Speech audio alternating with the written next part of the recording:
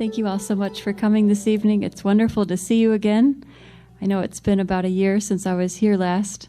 I'm so grateful for all your prayers and support for those of you that already are familiar with the mission. And I'm so grateful for your presence tonight for those of you for whom this might be the first time that you're learning about the Catholic Church in the Far East. With us tonight also is Catherine Griffith. She's in the very last row there. She came with me this summer to the Far East. So if you have any questions for her about our experience, please ask her that also. As Sisters in Jesus the Lord, we go over to Russia whenever we can. For now, we've been working for years on building our community, and 2.5 years ago, we went over for the first time for 3 months, and this was now the third 3-month trip. And this time, 3 sisters went. I went, Sister Catherine Marie, and a new postulant who just joined us in January, named Erica. And we had a wonderful summer there together in Russia. Erica had just started learning Russian in January, but did just fine. And Catherine came with us, and also Hannah from Minnesota. And we were also joined by Focus missionaries. 16 college students came with a priest with the Fellowship of Catholic University Students, and they joined us for 3 weeks. And it was incredible working there with them. As you know, Russia is a new mission field. Only 20 years ago was it even possible to enter the country. Certainly you couldn't speak about God all those years of communism. And to see the enthusiasm of the college students coming in such a large group made an enormous impression. And while we were there, we were able to work in the orphanage and a nursing home. We led a children's camp in a little village north of Vladivostok, and we also went to a young adult camp this year for the first time, participated in music ministry, and led a Rachel's Vineyard retreat for post-abortion healing. And we put together a DVD from our experience. We just returned 3 weeks ago, so I'm going to be showing you that in just a few minutes, so you'll be able to see firsthand what we saw there, how we saw Jesus working through all the people we were able to serve. It's very exciting to see the church continuing to grow. One parish there has grown in the past 2 years from 50 to 200 parishioners, and they told us it's because they have a priest who's on site at the parish, and he encouraged everyone to go out and invite their friends, invite their family. He said, look, please, we need more Catholics, spread the word, and people have started coming. So just in 2 years, they've grown 4-fold. So there's great hope for the church in the Far East. There are about 40 priests in an area the size of the United States and Canada combined. So it's an enormous territory, as you'll see in a minute on the map. But we're very grateful to be able to go there and hope to continue gathering more sisters together to join us in the work there. Okay, so I think I'm going to go ahead and start the DVD for you, and I'll give some comments as we go along. And then following the DVD, I'm sure some questions will arise as you see what we saw, and I'm very happy to answer many questions. Also, one last thing before we start. We've got some tables in the back. And so after the presentation, we have, this is a book called Harsh Vineyard. It's a history of the Russian church in the Far East, the Catholic Church there. It's very excellent history, in case you're interested in reading more after the night's presentation. There's some other books you can just look at that I used, especially a year ago in preparing about the history of the persecution of Catholics in Russia. You can see there's some interesting books there, as well as some other newsletters. And of course, we'd be very happy if you would receive our newsletter and be added to our prayer partner list. So without further ado, I'm going to start the DVD and hope you enjoy it.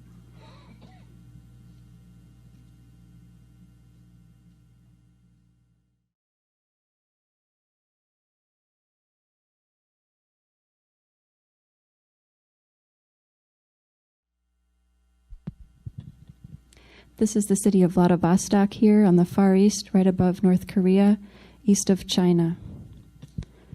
That's where the bishop lives. It's a 4-hour flight. And this is a zoomed-in area of that entire territory. Everything here is one diocese. There are 4 dioceses in Russia, but the Diocese of Irkutsk is the largest diocese.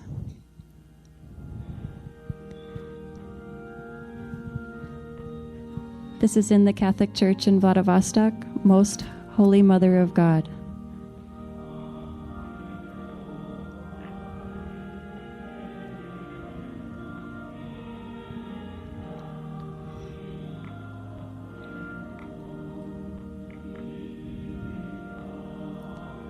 That's the pastor, Father Myron Effing, who's the celebrant of the Mass.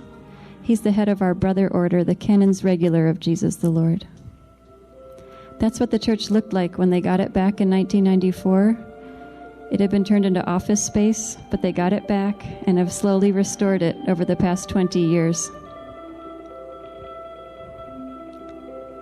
You can see how beautiful it is today with the bell towers. They ring the bells now for Mass every Sunday. And you can see the church from the downtown area because the steeples make it visible. It was rededicated February 3rd, 2008, and on the left is the parish center they were able to build, Our Lady of Fatima, rectory, monastery, and parish hall and offices. These are new steps they've built going up from the church to the parish hall. It's a lot safer for people to get from Mass to tea.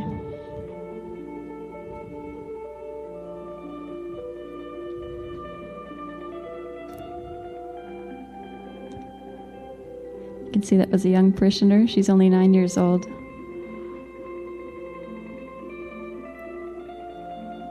We played together on the Feast of the Assumption.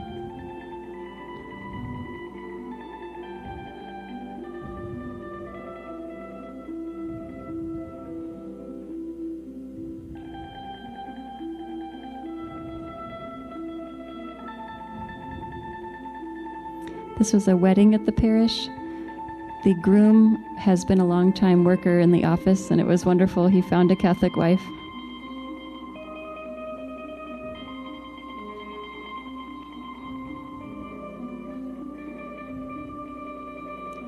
That's Father Myron Effing distributing communion.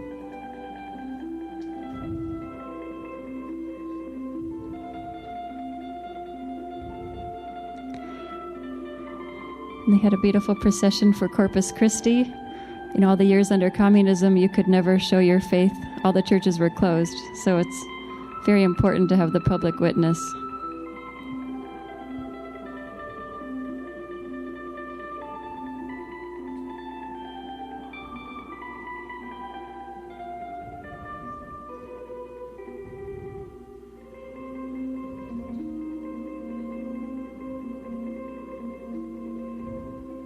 They've just completed the pavement for that whole courtyard in the past year. Before that, it was all dirt. So it's great improvements. It's one of the parishioners named Nellie.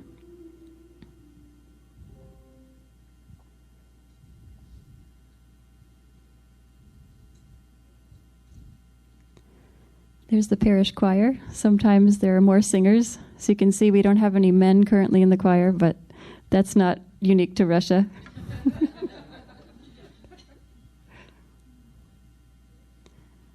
And all 3 of us greatly enjoyed playing music. On the right is Erica, our postulant. On the left is Sister Catherine Marie, and I'm in the middle.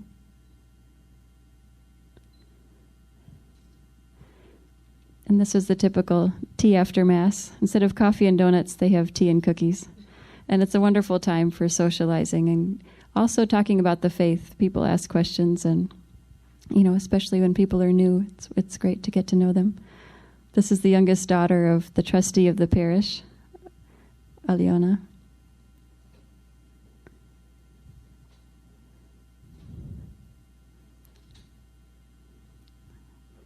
This is more of the social time after Mass. People are so grateful that the church is open and that they have Mass every day. These are 3 members of our brother order. On the left is Brother Inocencio, and in the middle is Brother Arnolfo. They've had 4 men join them in the last 2 years. And one of them is in seminary right now. Brother Arnolfo here just made his first vows August 15th, and he'll be starting seminary in September, the end of this month. They're from the Philippines and Indonesia, but they're very interested in working in Russia. And my fellow sister renewed her vows while we were there, which is especially symbolic. Here she's dedicating her life to serving in Russia and got to renew her vows right there.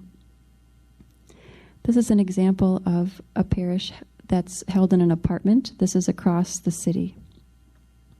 It's a second parish in Vladivostok where they have Mass every Sunday afternoon. And this is Mass in a cafe. Father Myron just started holding that once a month because he learned that people about an hour away from the city are Catholic and can't make it into church on Sunday. And this was a music practice we had with children from St. Joseph Parish. Those are all from one family, but they joined us in singing the psalm. Here's a glimpse of the Focus team. It was wonderful. While they were there, they made a daily holy hour. They sang morning prayer, evening prayer, daily Mass. It was so inspiring to have them join us for everything. These are 2 adorable boys at the camp up in Lesozavodsk. The one on the right, his name is Dima, and we found out he really loved to sing. These are 2 of the boys from the camp that we found searching through the garbage. These children were all from very poor families. That's Vanya. He and Dima decided to sing together one day. They loved singing about their guardian angel. Other than that, he was pretty wild.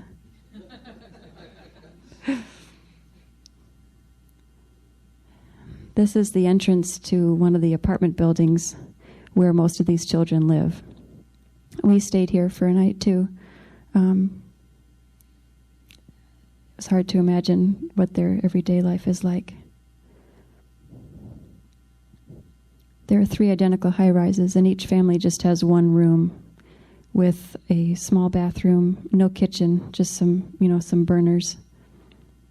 And they don't even have hot water in the shower. It's just sort of a small bathtub with cold water. Might have the grandmother living with them, several siblings. Most of the children don't know their fathers. We fed them each day at a local cafeteria because the kids often don't have enough to eat. And that little boy there was lame and loved going on the boys' shoulders. The Focus team carried the boys around on their shoulders. We took the girls to the pro-life center in town, which is run by the Catholic Church, and showed them a video of the development of the baby. Made a big impression on them. There's Catherine, who's with us tonight, with 2 of the little girls, Olya and Sasha. Sasha, the girl on the right, is 6 years old, and all day she roams the city freely. They almost live like street children, but they come home at night.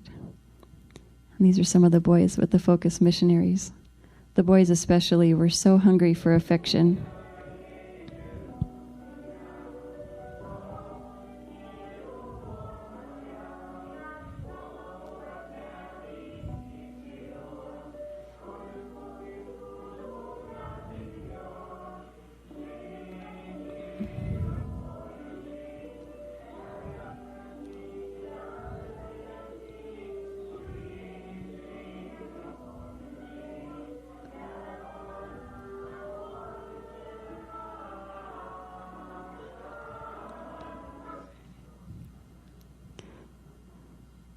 We were just singing together like we did every morning, and then here the boys are praying.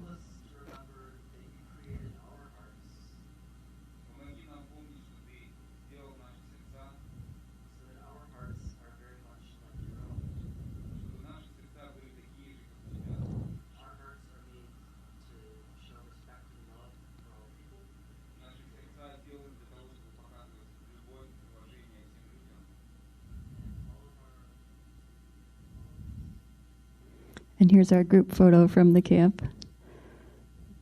It was wonderful.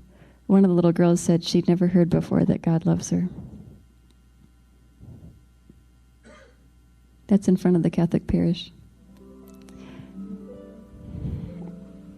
And then here is the main orphanage that we visited regularly in Vladivostok several days a week.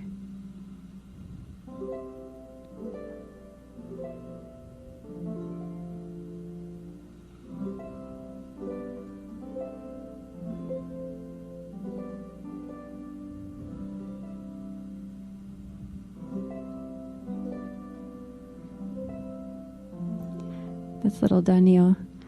In case you can't read the subtitles, it was just saying that if the parents don't give up the rights to their children, they can't be adopted.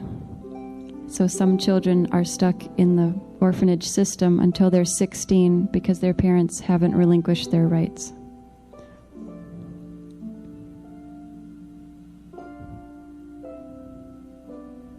The babies come in within a few weeks of birth, and they're up to age 3 at this particular orphanage.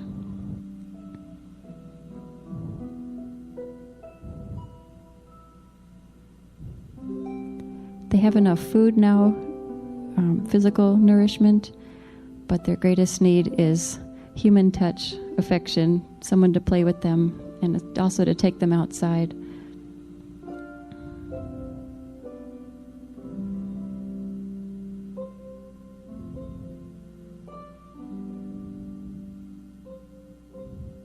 That's little Sonia.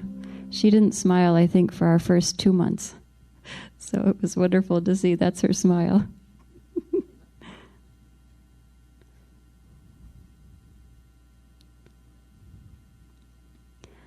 Yeah, without the love and encouragement of a family, their growth and development is stunted, and it makes it very hard for them to be adopted. I'm sure you've all heard stories of families that have had difficulties. But it was so wonderful seeing the children grow and respond. By the end of our time there, the minute we came in, everyone was reaching up their arms to be held, and they got pretty upset if we didn't pick them up. These two little ones, Sophia on the left and Simeon on the right, they're already 3 years old, but Sophia has cerebral palsy. This is little Angela. I couldn't believe how much she looked like Catherine. It was really fun.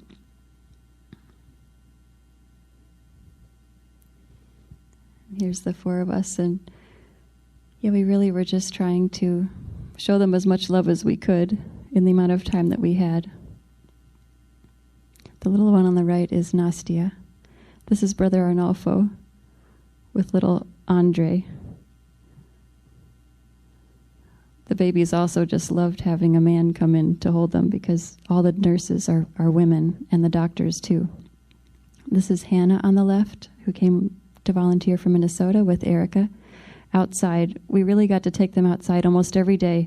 There's no elevator in this orphanage and very few baby buggies, so if we weren't there as extra people, the babies couldn't go out. And some of the focus team. It's amazing how with little babies, you don't really have to know much Russian. They don't speak yet either. They did just put in new playground equipment, which is a great blessing.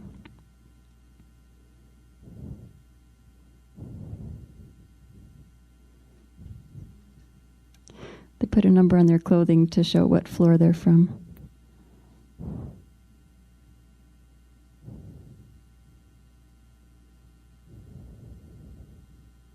That's little Nastia, who when we arrived was in a fetal position all the time with her gnawing on her fingers, and she really had a beautiful transformation. Catherine especially sort of adopted her while we were there and held her as much as possible every time. And there's with those same little children again, Nastia on the right and Sophia and Simeon. Simeon in the middle has club feet. They tried to operate, but it didn't fix his feet. Sophia had the most beautiful smile, the one with cerebral palsy. If you came near her and touched her, she just radiated this beautiful gentleness, and all the nurses responded. Now we're at the nursing home. This is a very poor nursing home for anyone that needs a place that needs a bed. Most people are elderly, but some people have just had car accidents or something. That's Father Stephen Bauer, who came with the Focus Missionaries, with Sasha, one of the patients there. He also greatly improved while we were there, from not being able to get up to being able to feed himself. That's a Marnie on the right, Focus Missionary, with Olya, one of the residents. And that same resident just grabbed my crucifix one day and said, "How beautiful, how beautiful." So I got to tell her a bit about Jesus. And our last day, I think she was very close to death. This is Craig, another Focus Missionary, with two of the men.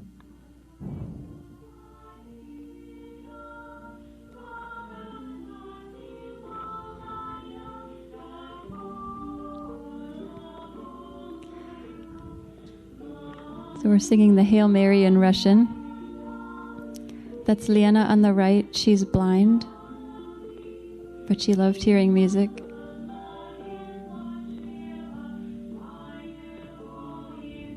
That's Elsa behind Sister Catherine Marie. And the girl with the blonde hair is a Russian from a city far away, and she's considering a religious vocation.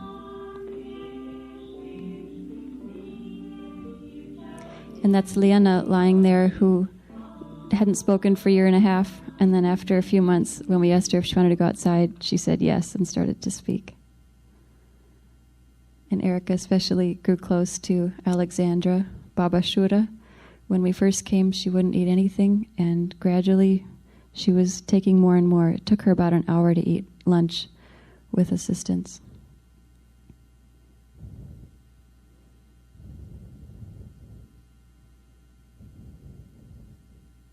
There are about 30 patients at this facility. And this woman here, we found out, had been a dancer. And when we played music in her room, she got out of bed and started dancing. And it was amazing because we'd only seen her lying on her back. They don't have any radio. Well, there's one radio, and one person here has a personal TV. But there's no activities room. They're just confined to their bed all day unless someone can help them into a wheelchair.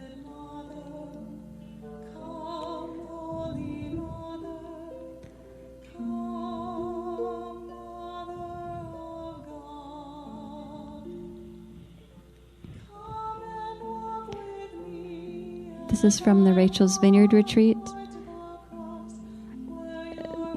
As sisters, we've been able to help on 4 retreats in the past several years. They try to offer 3 a year, and each candle represents a baby lost through abortion or miscarriage. And there were 6 women on this retreat. The average Russian woman has had 7 abortions. And I just heard recently that 80 million children, they think, have been aborted in the last 20 years. Here's a Russian Orthodox chapel.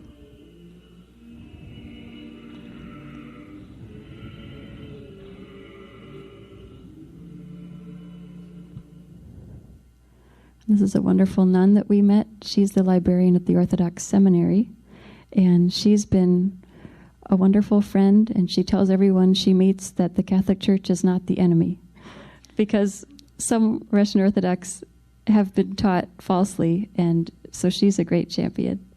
This is an Orthodox church in Lesozavodsk. It's wonderful. They're rebuilding Orthodox churches all over Russia. So many were destroyed. And this is St. Cyril and Methodius that overlook Vladivostok. They're the saints that evangelized Russia in the beginning and that are responsible for the Cyrillic alphabet. This is another Orthodox chapel we visited. In there, one of the women said, "Do you believe in the resurrection?" We said, "Yes, we're Catholics." She didn't know.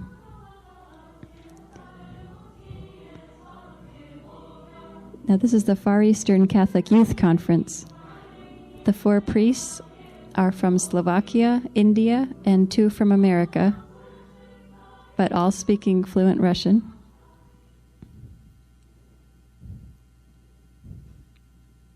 there we are with some of the other volunteers. And the music is us singing the Magnificat at the conference in Russian.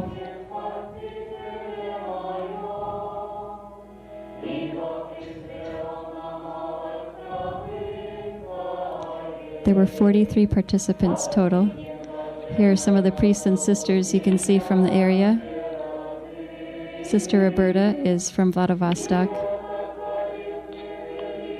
Father Sebastian, Father Emil, and Father John Gibbons. The gentleman in the middle led the whole camp. He's a young doctor who only became Catholic a few years ago, and he did a wonderful job. He's had a beautiful conversion. That's Liana, one of the girls from Nahotka, who just loved having all the Americans there. The camp ended up being half American and half Russian, so they translated all the talks. And to be able to share our faith with them, and for them to share the faith with us, and for everyone to realize that, we're all part of the Catholic Church, was especially wonderful for them. There's usually just a few Catholics in each parish that are college age. So we had daily mass at a former Soviet children's camp.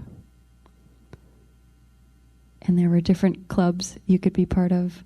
This was a journalism group, there was a singing group, and also a theater group that put on skits.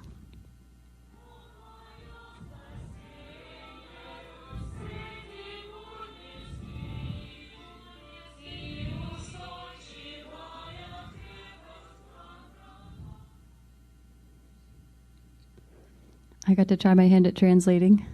It is not easy.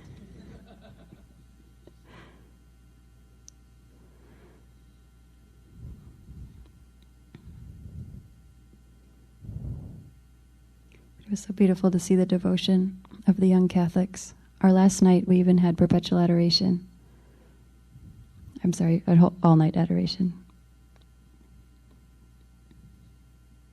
And the talks were on Christian marriage, and on bioethical issues, on prayer, on family life. The overall theme was being a Christian in the 21st century. So that was our entire group.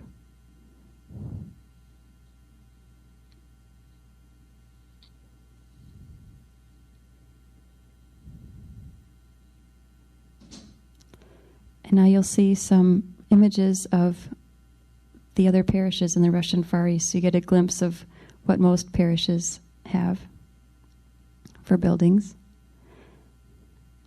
This is a small freestanding house, Parish of the Transfiguration in Blagoveshchensk. This is a city 33 hours northwest of Vladivostok.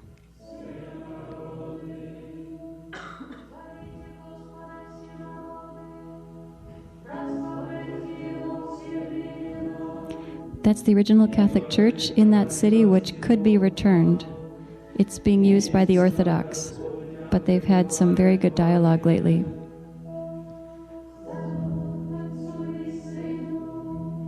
This is Parish of the Annunciation in Arsenyov. This is 4 hours north of Vladivostok. That's the rectory straight ahead with the light blue door, staffed by Franciscans.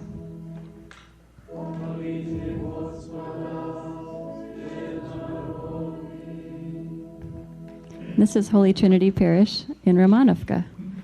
It's an apartment that they've really transformed miraculously to look like a church. It's about an hour and a half east of Vladivostok.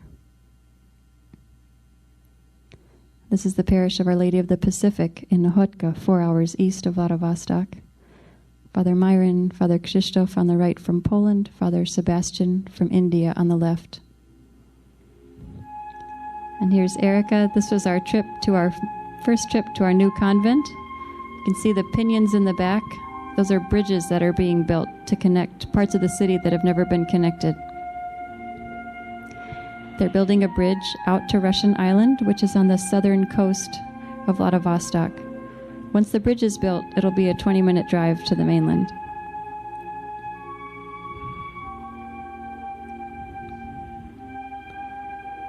It's on Golden Horn Bay, which leads into the Sea of Japan, which eventually flows into the Pacific.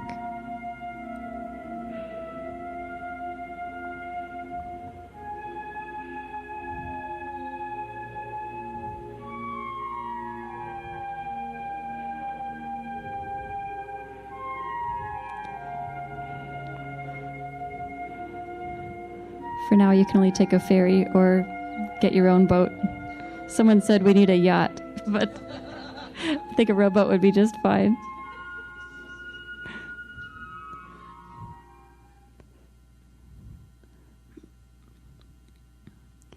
And it's very exciting. They're consolidating all 6 universities in Vladivostok, which have 70,000 students, and they're moving to the island within the next year. That's how we chose to purchase our convent there. We'll be right near the campus for campus ministry, and also we'll be able to open a pro-life center. There's the bus stop, the end of the line before the 10-minute walk to our apartment.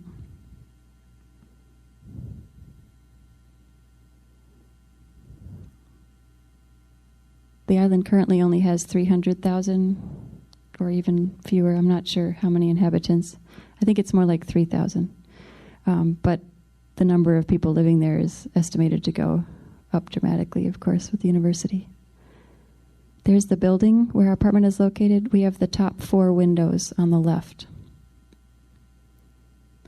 And we hope very much to be able to purchase other apartments in the building so that there will be room for retreats and to have a chapel.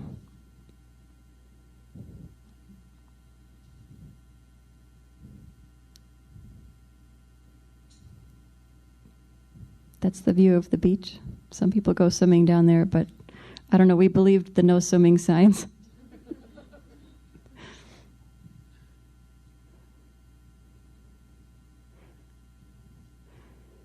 That's one of the apartments in the building that hasn't come up for sale yet, but could.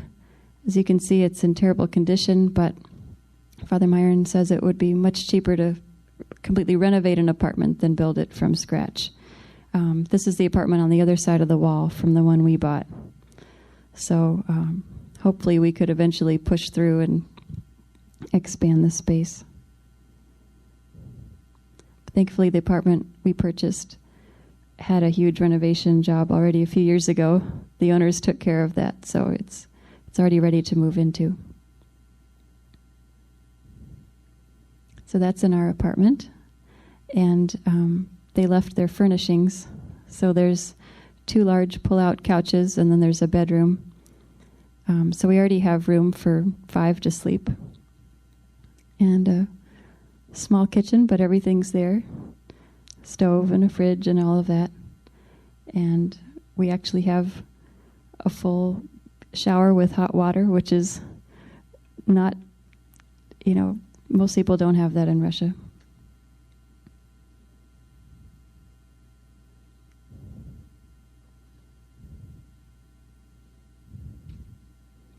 We're very excited to be able to purchase this with donations we've received.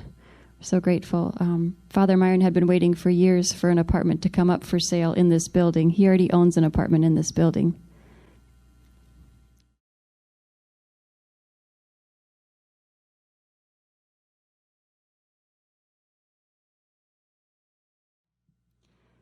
Thank you so much. I wanted to share with you just a few more words about our relationship with the Orthodox there. The Russian Orthodox Church, as you know, has historically been the state religion of Russia. It isn't formally the state church, but certainly they have the full support of the government, and churches are usually subsidized when they're being built.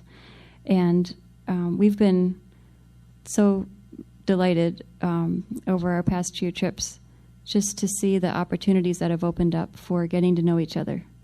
Because for centuries in Russia, the Catholic Church was always associated only with Poland. And thinking about rivalry and wars between countries, there hasn't been a lot of love lost between Poland and Russia for centuries. And so any mention of the Catholic Church was immediately, oh, that's the foreign church, and no one was really told much about it. most people in Russia have been told that the Catholic Church is a sect, and they don't know the difference between our church and every other church that has flooded in since 1991.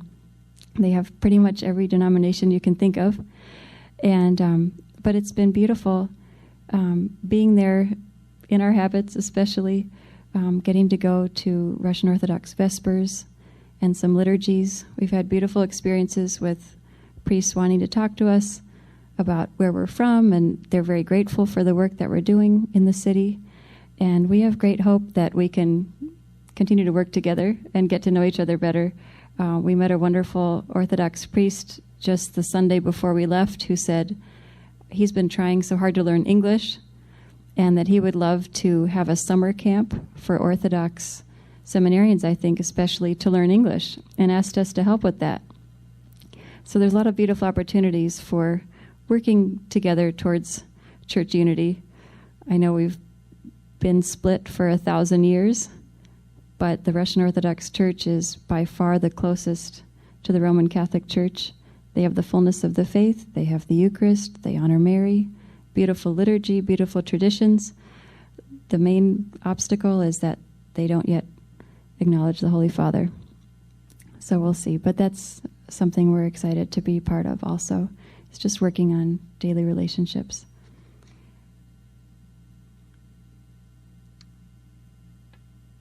One more thing I'll say, and then I'll open it up for questions. I just learned recently there's a very energetic priest out on the peninsula of Kamchatka. This is northeast from Vladivostok. It would be, I think, probably a 4-hour flight north. It's not that far from Alaska. He's on a peninsula where they have volcanoes erupting every day. He's been there for 7 years and has not been able to get permission to build a church. He has a house that, they have a chapel in it, but he hasn't been able to build a church. So I just read yesterday in an article that he decided to purchase an inflatable church that he can take from town to town. He's from Poland, and this is a very hardy priest. He even bicycled from Poland to Russia once, all the way across Siberia. But now he's purchased an inflatable church that he's going to have so that people will hopefully see that the church is real and they'll come. So just so you know, there's no lack of humor among the missionaries. Everyone's spread so far out. They don't have much support, but, the wheels are turning. So anyway, thank you. So I'd like to open it up for questions. I'm sure you might have some questions about anything you saw or anything you've heard. Yes.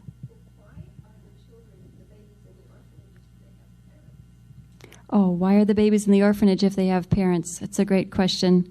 We don't know all the reasons. It's very sad. There are 1 million children currently in orphanages across Russia, up to age 18. There's many different reasons. Sometimes it's financial. Sometimes it might be a problem with alcohol or drugs. The divorce rate is extremely high. I just learned 80% of marriages in Russia end within the first 3 years. And so very often, a young mother is faced without having her husband there, and who knows what the other circumstances are. People live in extremely small apartments, usually just 1 or 2 rooms, and it doesn't matter how many children you have or whether your in-laws are living with you or your mother, and there's almost no way to get more space. Apartments are very expensive, and the faith still is not widespread, and all of that contributes to, I guess, people thinking that it's not possible. They also just need more assistance.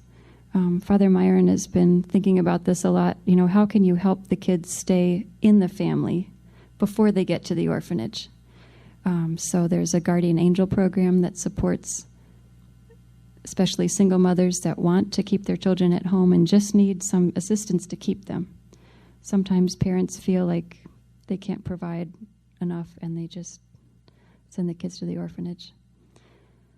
So, yeah, it's a very difficult question.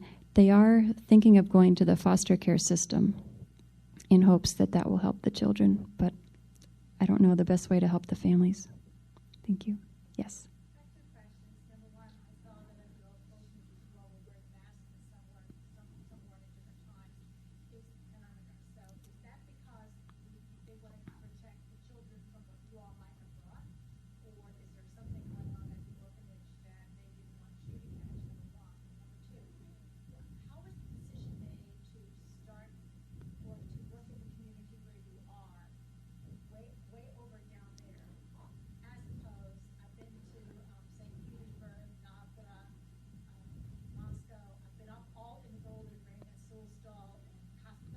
Mm-hmm.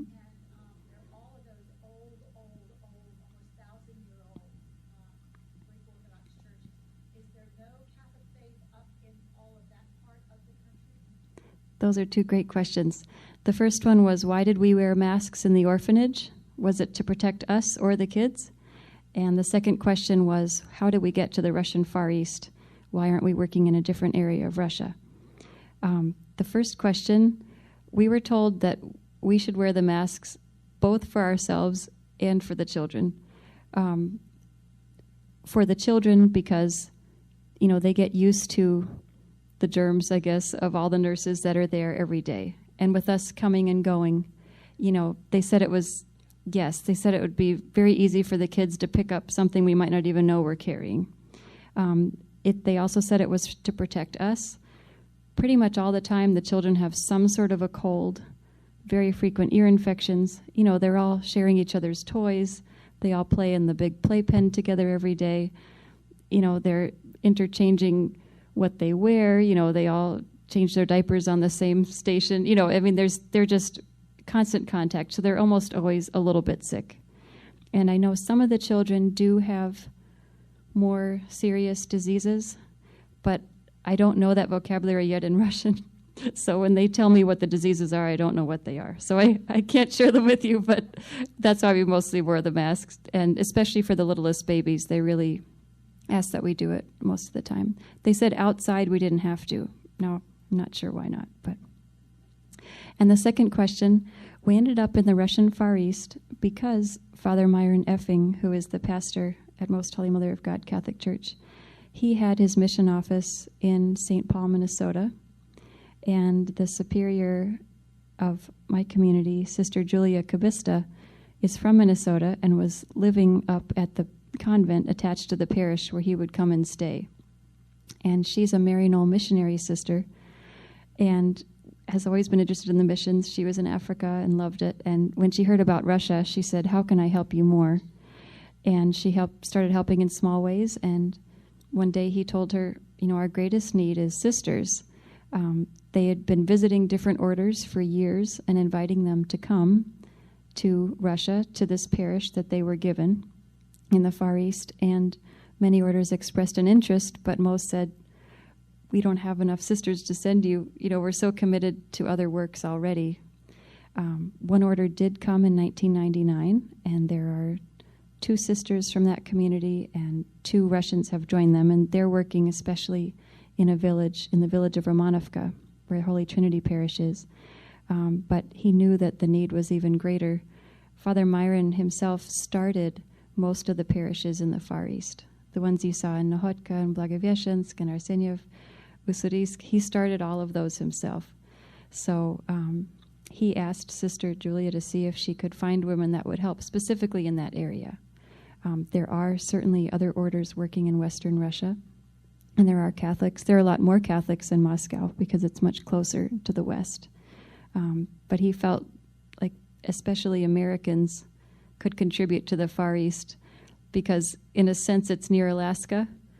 Our country is closer to the Far East than, let's say, Spain or England, even though we normally even end up flying the other way. They don't have a lot of flights from Alaska, but he said, we had the American West. Why shouldn't we be in the Russian East? So, you're welcome. Thank you. Yes? When I first listened to what you talks about your trip to Russia, if I remember correctly, at first you were not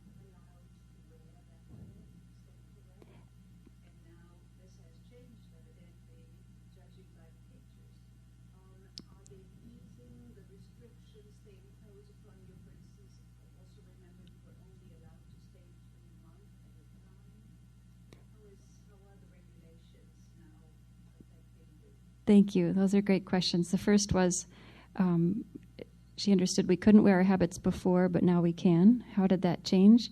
And the second question was, how are the regulations as far as our visas go? And the first question, we couldn't wear habits the first several times we went because we weren't yet officially an order here in America. So actually it wasn't a restriction of the Russian government. It was out of obedience to the bishops here that were waiting to see how we would grow, if this was from the Holy Spirit and all of that. And, of course, wearing a habit in public is a sign of public witness. And so when we first started, our bishop said, just wait, live the religious life, but don't show it yet in public. So 2 years ago, we were invited by Bishop Finn to Kansas City, Missouri, and he gave us that permission right away. He made us a private association of the faithful, and then a year ago made us a public association of the faithful, which is the last step before becoming a diocesan order. So, and we did see a big difference as far as how people reacted to us in Russia. In the summer, we didn't have coats on, so everybody could see us all the time, and we got lots of stares. But the wonderful thing was all the conversations that opened up. People felt they could talk to us, and they asked us all about our church and who we were, and when is Mass on Sunday, and what are you doing here? And it was wonderful. And the second question is about the visas. We are still on 3-month visas for now. You can go as a humanitarian volunteer. So that's what we've been doing. But this January, we are planning to apply for the 3-year visa, which is the next step.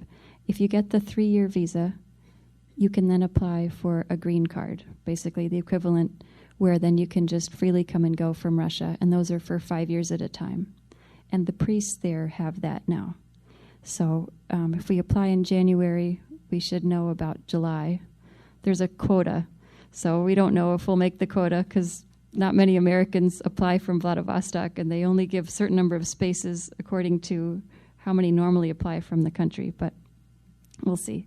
So hopefully a year from now, we would be starting 3 years in Russia, and we'd be free to come back to the States, but we wouldn't have to, which would be great. Thank you. Yes? Can you talk a little bit about how your order got started? Sure. She asked about the history of our order. After Sister Julia Kabista met Father Meyer Neffing and decided to answer his request, she put an ad in the Russian Mission newsletter, which is called the Vladivostok Sunrise. And my mother heard one of the priests from Vladivostok speak at her Bible study when I was in high school. He came to Washington, D.C., and my parents started supporting the mission. And I followed what they had written in their newsletter regularly. And the day I finally decided, okay, I think God really does want me to be a sister, I'd thought about it for about 7 years. This Russian Mission newsletter was in my mailbox, and there was an insert saying, we're starting an order of sisters. Call this number if you're interested. Missionaries are needed. And I knew the history of the church and knew the need and just felt like the timing was amazing. So I called Sister, and I ended up joining her. I was the first woman to join her in 2003. So we started 8 years ago. Sort of when I arrived, we started living community life. And then other sisters have joined us since then. So we started in St. Paul, Minnesota, and just have gradually grown from there. Thank you. Yes?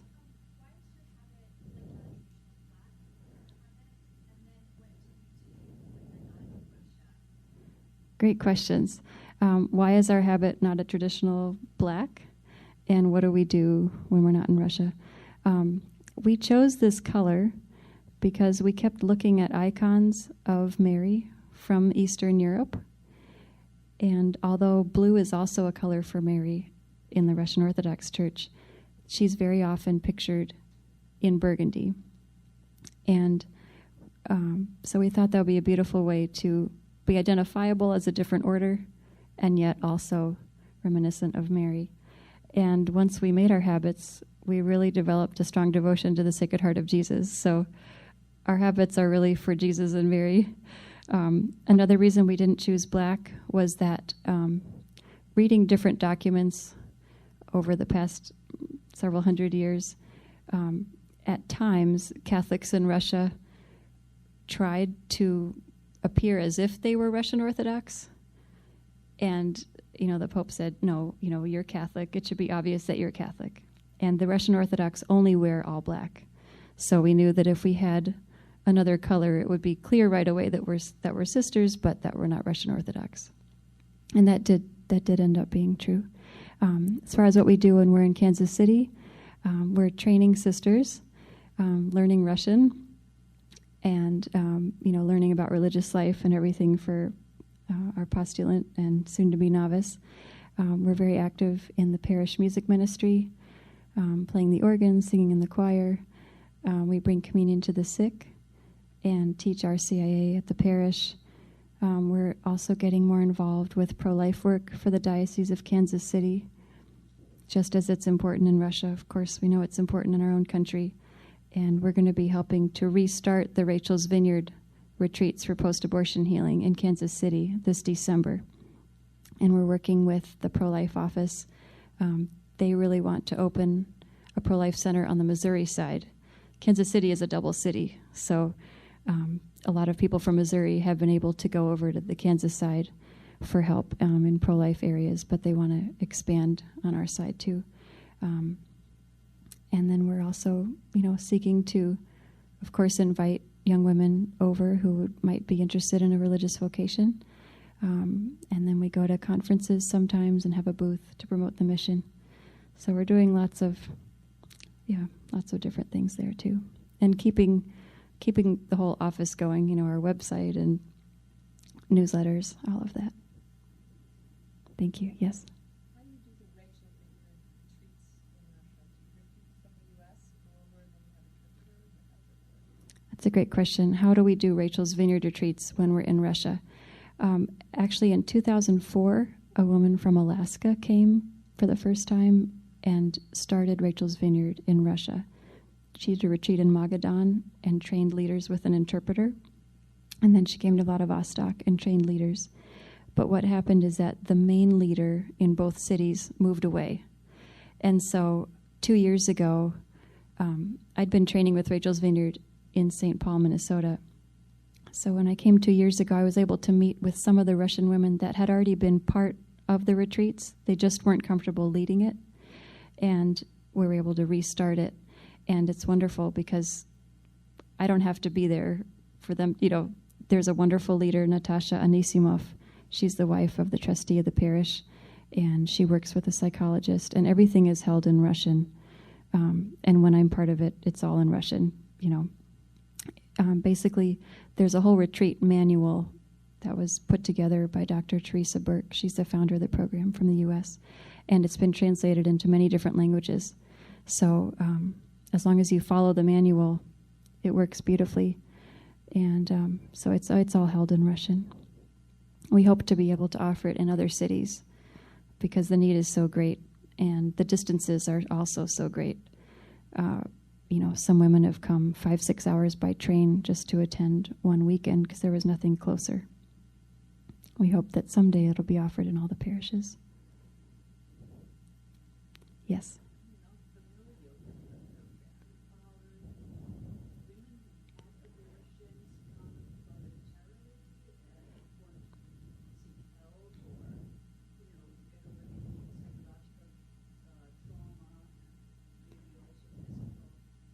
Yes, that's a great question. She's asking, what is Rachel's Vineyard about? How does it work?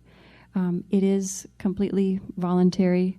For many, many women, they're not ready to grieve from an abortion right away. Sometimes it's 10 years later, 20, 30, 40 years later. So, you spread the word as best you can. And then when they come, it's a Friday afternoon through Sunday afternoon. And it's really a beautiful opportunity to, grieve together, for women to realize they're not the only one that's been through this. to be able to share openly with each other the whole story of what happened and to really come to healing. There's always opportunity for confession. There's a memorial service on Sunday for all of the children. And there's also a resurrection, like a mass, a funeral mass for the children. It's very beautiful, and it really is a great help for jump-starting healing. It's also open to men, but normally men don't come. Thank you. Yes.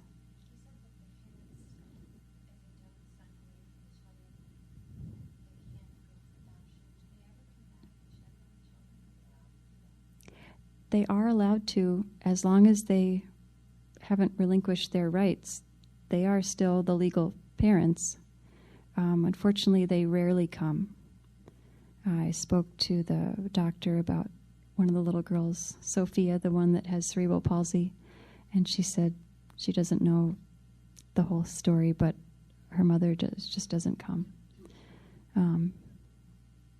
Yeah, it's hard. Certainly they could come. They could take them home, and even when the parents' rights have been relinquished, if they have any living relatives, they're very careful to make sure that there is something about it in the paper.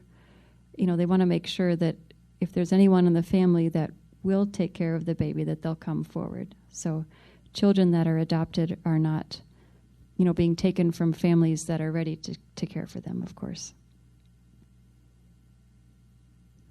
Yes? You mentioned little girl and other children run around the streets during the day. Yes. They go home to their families, or they go home to the orphanage? That was in the town of Lesozavotsk. They do go home to their families. It's just the family life there is so difficult and they just have that one room that they just seem to be unsupervised most of the day, most of the kids we worked with. That's right. Yeah, you had a question.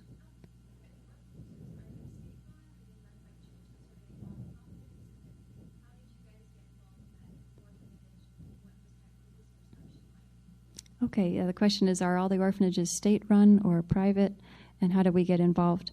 As far as I know, all the orphanages, at least in the Far East, are state-run. Churches would like to open orphanages, but that hasn't become possible yet. I spoke with an Orthodox nun that said they wanted very much to open an orphanage, but it was too close to the fall of communism, and the state made the regulations far too difficult. It was 3 pages of single-spaced requirements, how many caregivers per child, how much space in each room, that kind of thing. I've heard of at least one Catholic orphanage in Western Russia. Mother Teresa's sisters do have an orphanage. I'm not sure if it's in Moscow or St. Petersburg, but in the Far East, they're all state-run. And we got involved through the parish. Father Myron, right away from the beginning, as he was teaching people about the faith, knew that you have to also live your faith. And so he wanted to provide opportunities for service. And Caritas is very active in the parish. That's Catholic Charities in Russia. And so they established contact with this orphanage. And they've been volunteering there now for probably more than 10 years. Yes? How successful is the adoption program? The adoption program is successful. If you are American, you have to go through an international adoption agency. Normally, most of those that they go through seem to be based in the United States. It is a difficult process. If you're Russian, it's very easy. You don't go through an adoption agency. You just go, and it's very inexpensive. They probably adopt from other countries too, but as far as I know, it seems to be mostly either Russians adopting or Americans. There are a lot of American couples that are eager to adopt. It's usually $30,000 to $40,000 to adopt one child, and it's like a 1.5 year long process. You go, fill out the paperwork, and they make sure that you can adopt and everything, and then they match you with a child in Russia. It's their Department of Education reads what you're looking for, and they match you with one child. You fly to Russia, you meet that one child, And if it works out with that child, you return to the States and then come back and go through the court proceedings and everything is fine. If it doesn't work out with that one child, you have to go back and then they match you with another child. They're very good about making sure that the dignity of the children is preserved. You know, you don't have people just roaming through orphanages saying, oh, I like that one. You know, isn't she cute? Oh, he's not cute. I don't want him. You know, the kids are not going through any of that. They're just matched with one family at a time. Yes. Is the milk and fruit program still in existence? Great question. Question is the milk and fruit program still in existence? It is. We just learned on our recent visit that this particular baby orphanage doesn't need any assistance right now with the milk and fruit for the babies.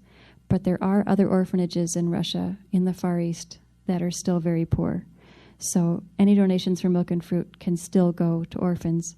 The biggest help for the orphans right now is what we call the grandma program, which helps provide a little stipend to parishioners that are available to go hold the babies during the day so that they have that ongoing love and extra care. You know, the nurses are very loving, but they've cut the staff in the past year and there aren't enough women to hold the babies, you know, and so the grandma program is very important. How do you find out about the program? How do you find out about the program? You can go to our website, which is www.cjd.cc, or to the priest's website, which is vladmission.org.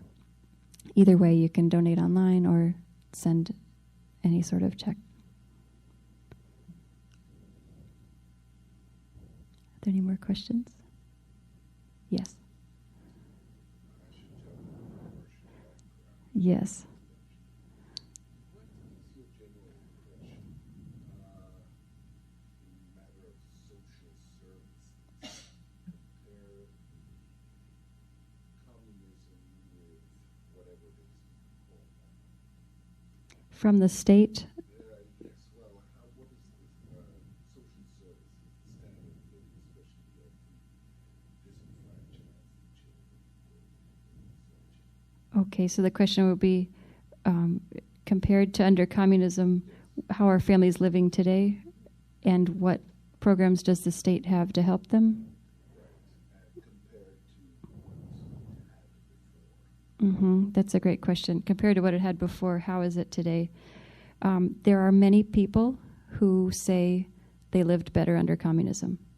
Now, what they mean by that is that they had all the basic necessities of life, and all of the food was subsidized.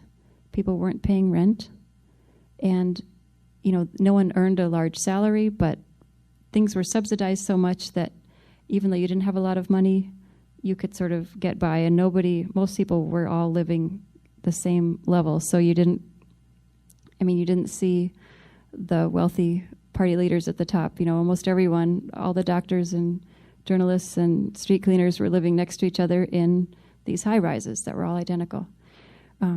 So financially, people are really struggling.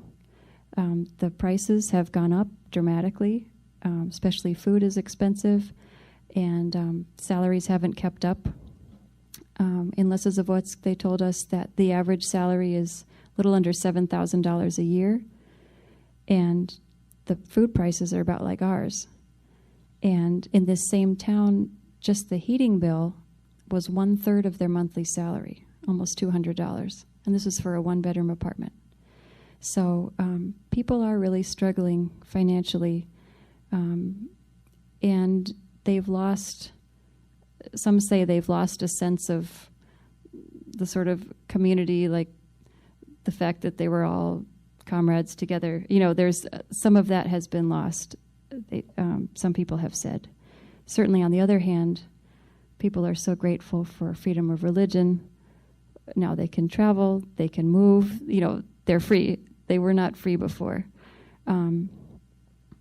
So if they can see beyond the daily needs of life, people can see, of course, this is a change for the better, but Russia is not yet fully on its feet. And the state-run programs are not sufficient for the need.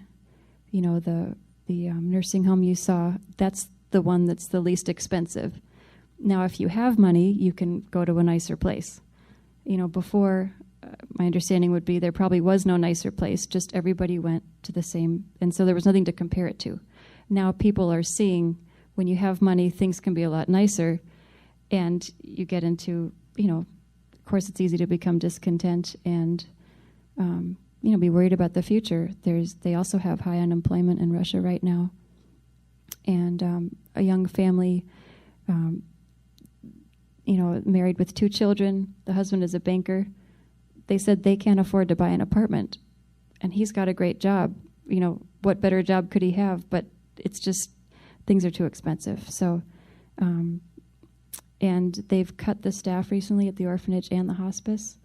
So what I've been told is just that in many places, the government doesn't have the money it should have, and so they can't provide what people are used to, and people's salaries aren't raised enough yet that they feel that they can really support their families the way they'd like. So I guess I'd say it's just still in progress. You know, but in general, people are very grateful for their freedom. Does that answer the question? Yes. Okay.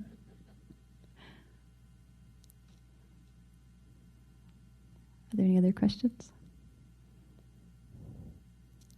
Catherine, did you want to add anything? Sorry, I should have asked you earlier. Okay. Well, you've been a wonderful audience, and again, I'm so very grateful for your encouragement and your prayers and your support and your coming here tonight to learn about the Catholic Church on the other side of the world. Our brothers and sisters in Christ, they're also at daily Mass, praying in front of the Eucharist, just like us, and if you can keep remembering them in your prayers, it'll be wonderful.